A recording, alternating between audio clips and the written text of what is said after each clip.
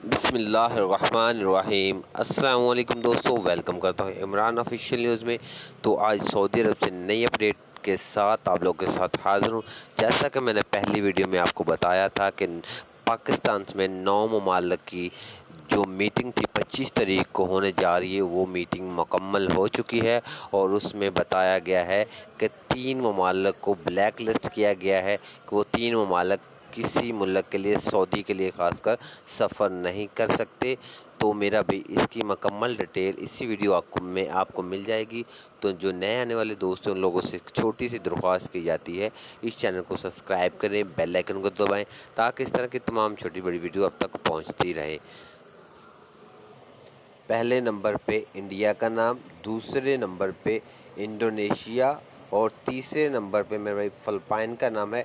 इन ममालिक पे 3 महीने के लिए पाबंदी लगा दी गई है और दूसरे ममालिक उनके लिए फ़्लाइट जल्द ऑपरेशन बहाल हो जाएगा। तो उनमें कोरोना की सूरत हाल बहुत ज़्यादा थी, इसलिए इन पे 3 महीने के लिए मुकम्मल पाबंदी लग चुकी है। तो पाकिस्तान के लिए ये खुशखबरी है कि इनके लिए फ़्लाइट ऑपरेशन जल्द बहाल किया जाएगा। इसके मतलब कोई और नई वीडियो आएगी, आप लोगों के साथ ज़रूर शेयर करूँगा। तब तक अल्लाह हाफ़िज़।